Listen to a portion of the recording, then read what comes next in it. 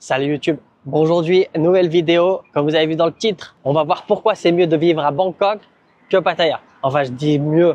En vrai, je vais vous donner les points pourquoi moi, personnellement, je préfère vivre à Bangkok plutôt que Pattaya, même si j'ai vécu 2 ans. Je vais essayer de vous donner les points qui ont fait mon choix, tout simplement, pourquoi j'ai quitté Pattaya pour vivre à Bangkok. Mais avant de commencer cette vidéo, une petite pub si jamais vous souhaitez apprendre le thaï. Quand je veux dire apprendre le thaï, je veux dire apprendre le vrai thaï, celui qu'on utilise au quotidien avec les locaux. J'ai créé une formation auquel je vous décris toute la méthode que j'ai appliquée personnellement pour parler thaï couramment, comme vous pouvez voir à travers mes micro-trottoirs ou alors mes interviews en thaï. Je vous mets le lien dans la description. Et si jamais vous souhaitez vous expatrier en Thaïlande, pareil, j'ai créé une formation complète qui réunit toutes les choses auxquelles vous avez besoin pour bien réussir en Thaïlande. Et ça permet également de se contacter si jamais vous avez des questions et de se rencontrer si vous le souhaitez ici à Bangkok. Je vous mets le lien dans la description. Alors, fin de cette petite pub, on retourne sur le sujet de cette vidéo. Alors déjà, je vais vous faire un rapide résumé. Donc, comme je vous disais en début, j'ai vécu 2 ans à Pattaya. J'ai adoré mes 2 années à Pattaya. Mais sur le long terme, je trouve que c'est pas la meilleure ville. En tout cas, c'est pas la ville qui me correspond. Et je vais vous dire donc pourquoi tout au long de cette vidéo. 2 années complètes où j'ai vécu à Pattaya, c'était 2014-2015. Même si j'étais déjà allé à Pattaya avant, j'y vivais pas.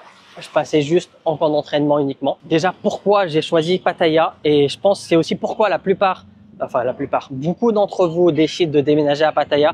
Alors, je rappelle, je dis Pattaya, mais pour moi, si vous êtes à Jomtien, vous êtes à Pattaya, que vous le voulez ou non, ça changera pas dans ma tête. Jomtien, Pattaya, c'est la même. Il y en a qui assument pas d'être à Pattaya et disent Chonburi.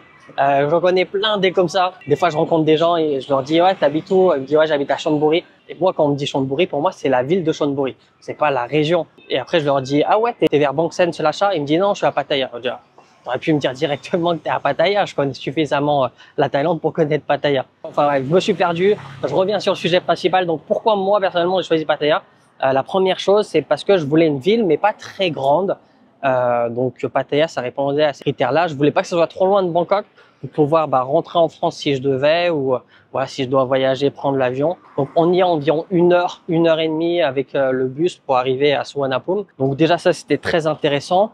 Autre chose que je recherchais, c'était la plage, et finalement j'ai pas mis les pieds dans l'eau. Ah si, peut-être j'ai dû mettre les pieds quand j'y vivais, hein, je veux dire. J'ai dû mettre les pieds à Nak Lua une fois, grand max. Sinon je me suis jamais baigné. J'allais à l'île de Koh Lan, qui est environ une demi-heure, je crois, de ferry de mémoire. Ça fait longtemps que j'y ai pas mis les pieds. Dans ma tête, je voulais quand même être à la plage, même si finalement, j'y ai pas mis les pieds. Et ça, c'est un petit peu ce qui arrive à tout le monde. Et tout le monde dit, ouais, je veux un condo avec une muscu, une piscine. Finalement, ils y vont jamais. Donc ça, c'est le cas de beaucoup de personnes. Même si pour la piscine, c'est pas mon cas.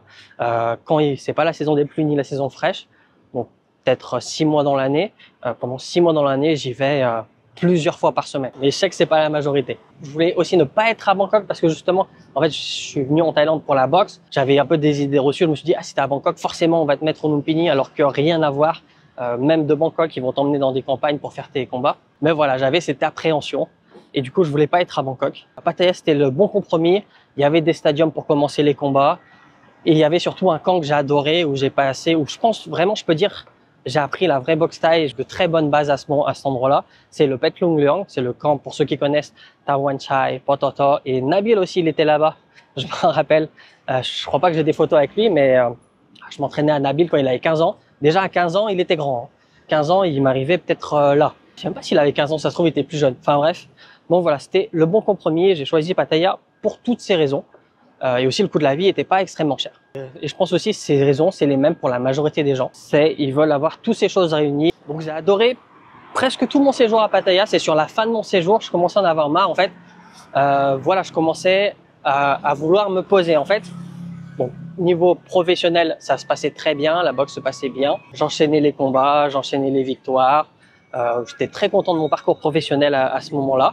Mais niveau amour, ça, je trouvais pas chaussure à mon pied, comme on dit. En fait, je trouvais personne sur Pattaya déjà avec qui je pouvais me projeter dans une relation. Parce que j'avais quel âge en 2015, donc vers mes 22 ans. J'avais un peu fait le tour de voilà, du fun, de la vie en Thaïlande, et je commençais à avoir besoin de quelqu'un pour me poser. Voilà, j'ai pas trouvé personnellement à Pattaya, j'ai trouvé ça impossible même. Pas forcément parce que toutes les filles sont des filles de bar, même si on reviendra à ce sujet-là, mais aussi parce que à Pattaya, les filles, même si elles travaillent pas dans un bar, elles sont pas forcément sérieuses parce que c'est la ville du fun. C'est un peu comme si vous étiez à Las Vegas. Est-ce que trouver une relation sérieuse à Las Vegas, c'est facile? Je pense qu'on est un petit peu dans les mêmes choses. Donc voilà, les filles de Pattaya, très rapidement, j'ai fait le tour. Ça m'intéressait plus du tout, même niveau conversationnel. Enfin bref, voilà, elles m'intéressaient plus. Et je commençais déjà à dater des filles de Bangkok. Ça veut dire, quand j'avais fini un combat, je partais à Bangkok et je parlais à des filles que je connaissais à Bangkok.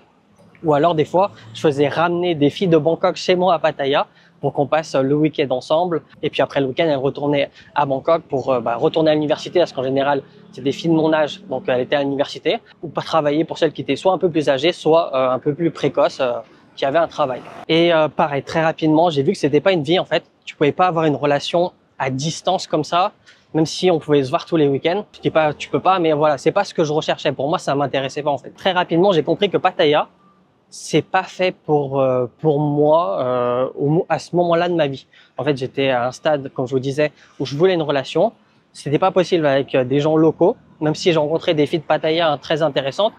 Mais voilà, il y avait toujours quelque chose qui clochait. Je trouvais pas chaussures à mon pied, encore une fois. Et donc, je me suis dit, voilà, va falloir que je quitte Pattaya un jour, faut que j'aille à Bangkok. Mais à ce moment-là, j'avais pas la possibilité. Et puis, coup du destin, j'ai eu la possibilité d'aller à Phuket. On apprendra peut-être un jour, je ferai une vidéo pourquoi Bangkok et pas Phuket. Mais on apprendra pourquoi ça n'a pas collé non plus avec moi Phuket. Donc, c'est cette raison principale qui m'a fait, un jour ou l'autre, il va falloir que je quitte Pattaya. Je peux pas construire ma vie à Pattaya. Et ça, je pense, ça va arriver à beaucoup de gens qui choisissent de s'installer à Pattaya à première vue. Et au bout d'un moment, je pense, enfin, en tout cas, au moins une partie d'entre vous, vous allez commencer à tourner en rond et vous dire, voilà, Pattaya, c'est très bien, mais rencontrer quelqu'un de sérieux, c'est difficile. Et construire une famille aussi, c'est difficile. Pourquoi aujourd'hui, je me verrais pas vivre à Pattaya? Pour moi, c'est pas possible parce que, en fait, Pattaya, genre Central Festival, Beach Road, si vous promenez dans le vrai centre-ville de Pattaya, vous voyez que il y a trop de filles. Mais quand je dis trop de filles, c'est pas des filles normales, c'est trop de filles qui vendent leurs services. Mais vraiment, c'est un truc de fou. Même en pleine journée. Des filles habillées très court, qui se baladent parfois avec un étranger plus ou moins âgé. Après ça, on n'est pas là pour juger, mais c'est déjà une chose. J'ai déjà fait une vidéo sur les filles de bar, donc ça va très bien résumer ce que je raconte. Voilà, je me vois pas, on va en ville, en famille, et puis je regarde à gauche, je regarde à droite, je vois plein de choses comme ça. Pas ça me dégoûte dans le sens où je suis écœuré, mais c'est pas une image que je veux inculquer à mes enfants, ni une image que moi personnellement, je veux voir ça à chaque fois que je vais en ville. Deuxième chose, c'est forcément, si tu habites à Pattaya, tu veux être loin de tout ça, faut que tu sois loin de Pattaya. Faut que tu ailles peut-être du côté de Sataip ou plus au nord de Pattaya vers le Golf Country Club, je sais plus comment il s'appelle, pour pouvoir élever une famille tranquillement. Donc c'est ces deux choses-là principales, c'est pouvoir trouver quelqu'un pour construire quelque chose, mais également construire quelque chose à Pattaya. Moi, personnellement, j'aurais du mal. Après, ça veut rien dire, hein. C'est pas parce que vous êtes à Pattaya que voilà, tout le monde va être influencé par ce genre de travail. Il y a des gens, il y a une école française à Pattaya et je pense que les enfants le vivent quand même très bien, le fait qu'ils sont à Pattaya. Et la famille aussi, sinon ils seraient pas là, hein. Il y a beaucoup de choix en Thaïlande, même si vous cherchez une école française. Il y en a à Samui, il y en a à Bangkok. Je sais pas si on a à Hua Hin, c'est quelque chose à vérifier. Et il y en a à Phuket également. Pareil, vous avez le choix et ils ont quand même choisi Pattaya malgré tout. D'ailleurs, ça me fait penser, le point positif, c'est qu'il y a une école, elle n'est pas excessivement chère.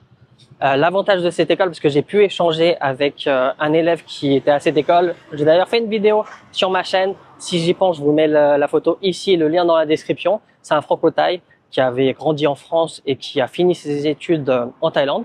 Et il a trouvé super d'être à l'école française de Pattaya parce que justement, en fait, il n'y a pas énormément d'élèves. Donc les professeurs, ils peuvent plus aider sur les élèves. En fait, c'est ça le problème en France souvent. C'est qu'on est dans une classe d'une trentaine d'élèves. Le prof, il peut pas être partout, donc on perd des gens sur la route. Donc l'autre point positif toujours, c'est prof de la plage. Donc côté de Sataip, c'est intéressant. Nord de Pattaya, Naklua, ça va.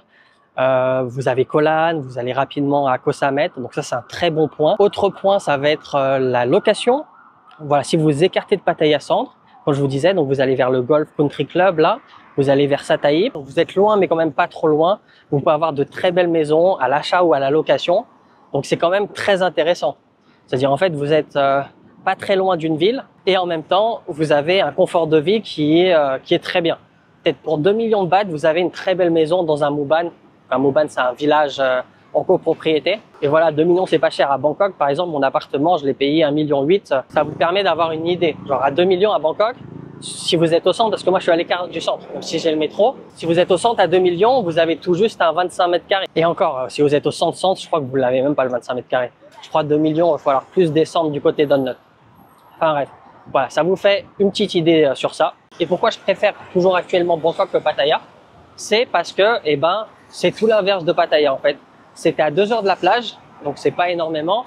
Tu peux être aussi à Hua Hin. Alors Hua Hin c'est plus 2h30, 3h, mais t'es pas obligé d'aller à Hua Hin pour avoir de belles plages. Tu peux avoir de même meilleures plages à mon goût du côté de, soit c'est Phetchaburi, ça s'appelle, et Shaham si tu vas un peu plus loin, mais déjà à Phetchaburi t'as des plages pas mal. Sinon bah tu peux aller à Bang Suen, je trouve qu'il y a trop de monde, la plage elle est pas si belle, mais bon c'est un autre débat. Mais voilà, tu peux descendre sinon à Pattaya pour aller à Koh Lan ou descendre un peu plus, arriver à Sataip.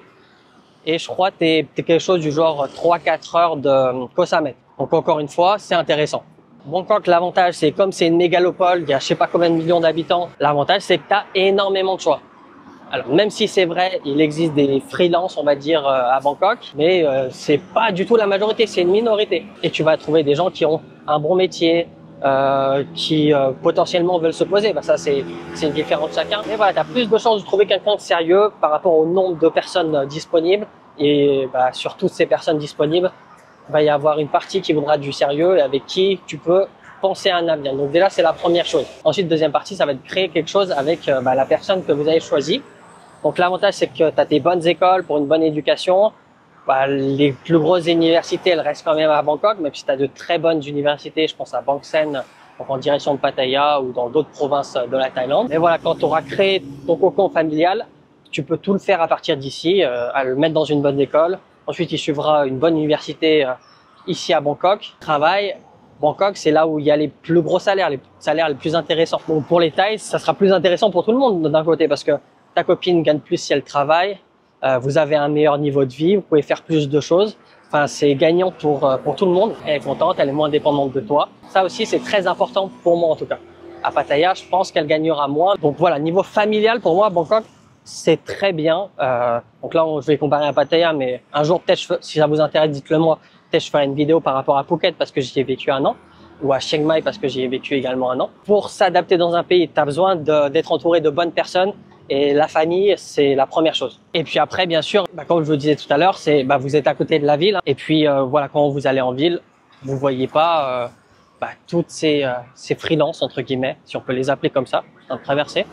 Donc voilà, c'est surtout tous ces points-là. Ça peut paraître anodin, mais en vrai quand même, ça a une très grande importance pour voilà l'équilibre de ta vie. En fait, moi personnellement, j'aurais pas pu faire ma vie à Pattaya, mais Pattaya, ça reste intéressant, même pour élever une famille, comme je vous disais.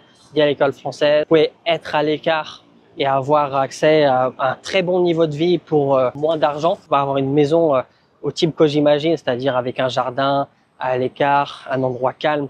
À Bangkok, soit vous êtes très loin et ça peut être un budget abordable, soit ça peut être beaucoup trop cher. Puis un autre problème que j'ai pas parlé, mais c'est le niveau du travail pour un étranger à Pattaya, c'est très limité. Même si c'est une ville touristique, il n'y a pas tant de travail que ça. Après, vous avez beaucoup de travail en boîte de nuit, quelquefois dans les restaurants. Mais en vrai, il n'y en a pas des mille et des cents. En général, les gens, quand ils sont en place, ils restent en place. Il n'y a pas énormément d'opportunités. À Bangkok, vous avez beaucoup plus de choix. Vous aussi, dites-moi en commentaire ce que vous en pensez. Surtout si vous êtes à Pattaya, dites-moi pourquoi vous préférez Pattaya qu'une autre province. Là, je parle de Bangkok parce que au final, j'ai choisi de construire ma vie à Bangkok. Donc voilà, c'est la fin de cette vidéo. Si ça vous a plu, comme d'habitude, n'oubliez pas de liker, de commenter. Ça aide le référencement. N'oubliez pas de vous abonner, c'est pas déjà fait. Comme d'hab, si vous souhaitez apprendre le thaï, vous expatriez en Thaïlande, les liens sont dans la description. Et moi, je vous dis à la prochaine.